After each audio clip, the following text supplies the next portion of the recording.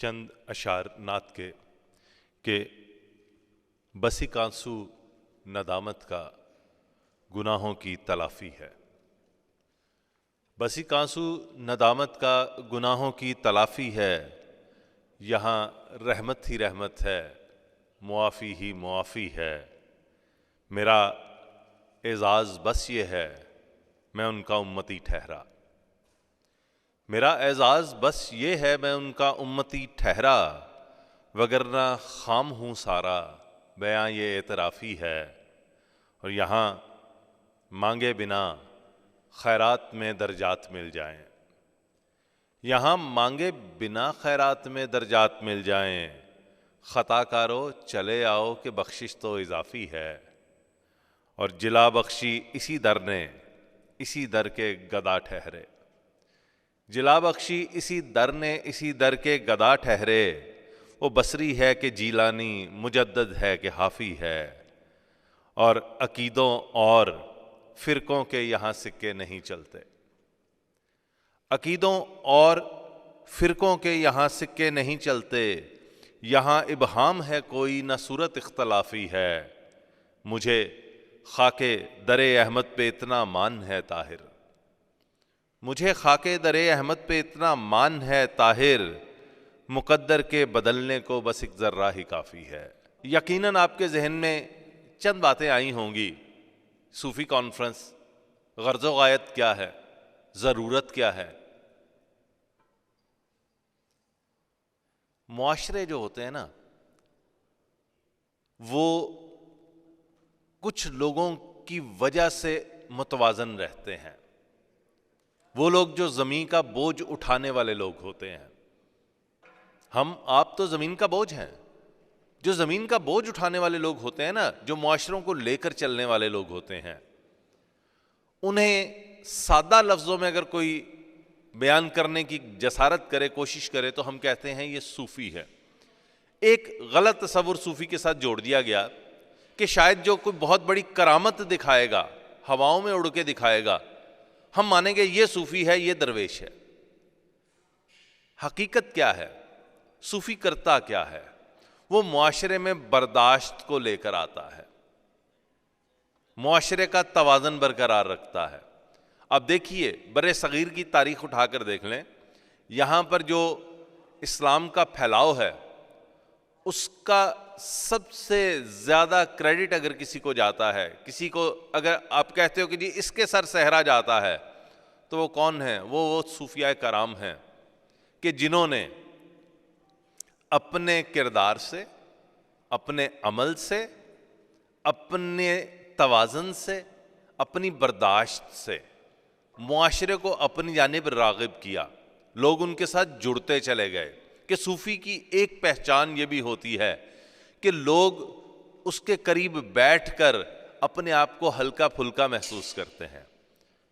لوگوں کو اپنی غلطیاں نظر نہیں آتی اس لمحے کے لیے، اس لمحے انہیں ہر جانب ایک کرم کا احساس نظر آ رہا ہوتا ہے کہ درویش کا کام ان کی مصیبتوں، پریشانیوں کو ان سے دور کرنا ہوتا ہے۔ اور یہی کام یہاں جب صوفیاء کرام نے کیا، نتیجہ کیا نکلا؟ آہستہ آہستہ اسلام پھیلتا چلا گیا۔ کیونکہ یاد رکھیے، ایک وہ کام ہے جو کر کے دکھایا گیا ہے، ایک وہ ہے جو چند الفاظ ہے۔ لفظ کس طرح ہم تک پہنچتے ہیں؟ کان کے ذریعے۔ اچھا، کان جو سنتا ہے اس کا اثر بہت محدود ہے، اس کا اثر بہت ہی محدود ہے۔ آنکھ جو دیکھتی ہے اس کے اثرات لامحدود ہیں۔ استاد محترم کہا کرتے تھے، جہاں آپ کی آنکھیں ہوتی ہیں وہاں آپ کا سب کچھ ہوتا ہے۔ یاد رکھیے گا، جہاں آپ کی آنکھیں ہوتی ہیں وہاں آپ کا سب کچھ ہوتا ہے۔ اب کبھی غور کرو، اب جس چیز کی جانب دیکھنا شروع کر دو، تھوڑی دیر بعد آپ کی ساری توجہ وہاں ہوگی، سارا دھیان وہاں ہوگا۔ کان باقی چیزیں سن رہے ہوں گے لیکن آپ نہیں سن رہے ہوں گے، کیونکہ آپ کی جہاں آنکھیں ہیں آپ کا سب کچھ وہیں ہے۔ تو ہوتا کیا ہے؟ جب یہاں پر منظرنامہ میں آپ کو دکھانا چاہ رہا ہوں کہ اسلام پھیلا، اس لمحے کیا تھا؟ وہ صوفیاء کرام موجود تھے، انہوں نے اپنی باتوں سے نہیں، صرف اپنے کردار سے، اپنی محبت سے، اپنی برداشت سے لوگوں کو اپنے ساتھ جوڑنا شروع کیا. لوگوں کو احساس ہوا کہ یہ بھلے لوگ ہیں, یہ اچھے لوگ ہیں, یہ جو ہمارے ساتھ بات کر رہے ہیں یہ ہمیں بھلائی کی ترغیب دے رہے ہیں, اور یوں لوگ ان کے ساتھ جڑتے چلے گئے. صوفی کیا کرتا ہے, میں نے ایک بات کہی کہ وہ معاشرے کا توازن برقرار رکھتا ہے. اچھا, اس کے ساتھ ساتھ جو سب سے بڑا مرحلہ طے کرواتا ہے وہ اپنی انا کو ختم کرنے میں مدد دیتا ہے. انسان کی ترقی میں, انسان کی فلاح میں دو ہی رستے ہیں. مادی حوالے سے بات کرو گے تو ترقی, روحانی حوالے سے بات کرو گے تو فلاح. یہ دو رستے ہیں. ترقی کا رستہ چن لو, فلاح کا رستہ چن لو. ترقی کا رستہ چھوٹا رستہ ہے, فلاح کا جب رستہ چنتے ہو ترقی کا خود بخود طے ہو جاتا ہے. اس فلاح کے رستے پہ جب چلنے کے حوالے سے سب سے بڑی رکاوٹ آتی ہے, یاد رکھنا وہ انا ہے, وہ ذات ہے, وہ میں ہے, وہ اکڑ ہے,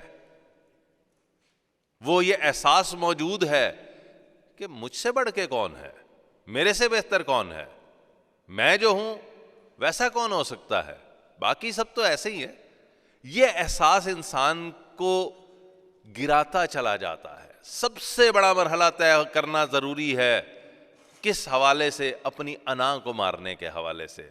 درویش سب سے پہلا کام جو کرتا ہے وہ فنا فی الذات کے رستے پہ چلانے کا ہنر سکھاتا ہے. سب سے پہلا کام یہ ہوتا ہے. ایک روایت ہے, چھوٹا سا واقعہ آپ کے ساتھ شیئر کروں گا, اس کے بعد یقیناً یہاں پر جو بڑے لوگ موجود ہیں, جو محترم لوگ موجود ہیں, آپ کو انہیں سن کر نہ صرف یہ کہ اچھا لگے گا, لطف آئے گا, بلکہ آپ بہت کچھ سمیٹ کر لے کر جاؤ گے. بظاہر آپ کو یہ سمجھ نہیں آئے گی, لیکن ہوگا کیا, وہ چیز آپ کے اندر اترنے لگے گی اور وہ عملی زندگی میں آپ کو دکھائی دینے لگے گی. تو میں بات کر رہا تھا ایک درویش کے حوالے سے, ایک چھوٹا سا واقعہ آپ کے ساتھ شیئر کرنا چاہتا ہوں. اپنی انا کو کیسے پیچھے کرنا ہے, اس حوالے سے دیکھیے.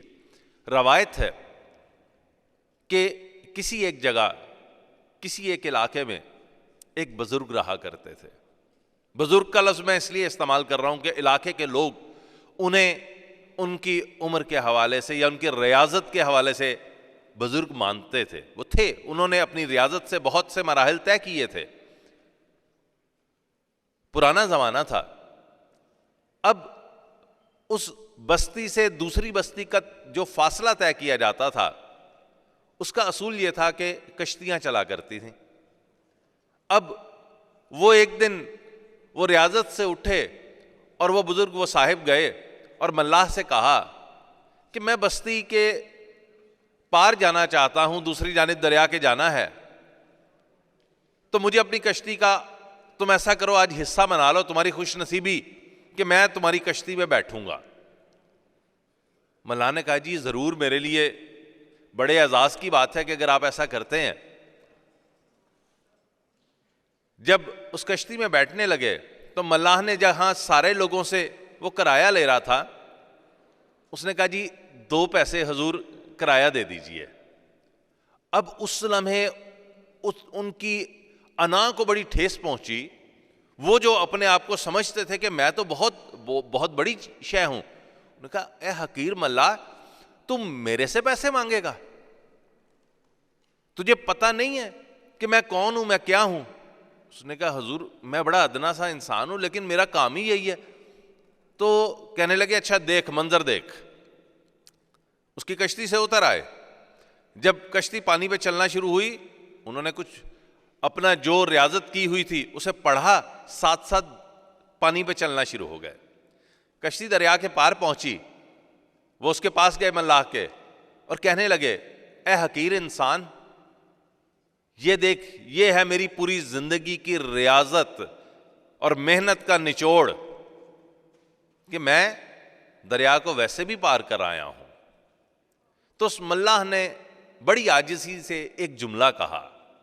اس نے کہا حضور کبھی یہ بھی سوچئے گا کہ آپ کی عمر بھر کی ریاضت کا مول صرف 2 پیسے ہے. بعض اوقات ہم اپنے آپ کو سمجھتے ہیں ہم نے پتہ نہیں کیا کر لیا، کون سے کارنامے مار لیے۔ حقیقت یہ ہوتا ہے کہ عمر بھر کی ریاضت کا مول 2 پیسے سے زیادہ نہیں ہوتا۔ صرف ضروری ہے کہ اپنی اس انا کے خول سے باہر نکل آیا جائے، اپنے آپ کو اس قابل کیا جائے، اپنے آپ کو اس حوالے سے بہتر بنایا جائے کہ آپ کی وجہ سے دوسروں میں توازن آئے، آپ کی وجہ سے معاشرے میں بہتری آئے، آپ کی وجہ سے معاشرہ خوبصورت کہلانے کے قابل ہو سکے۔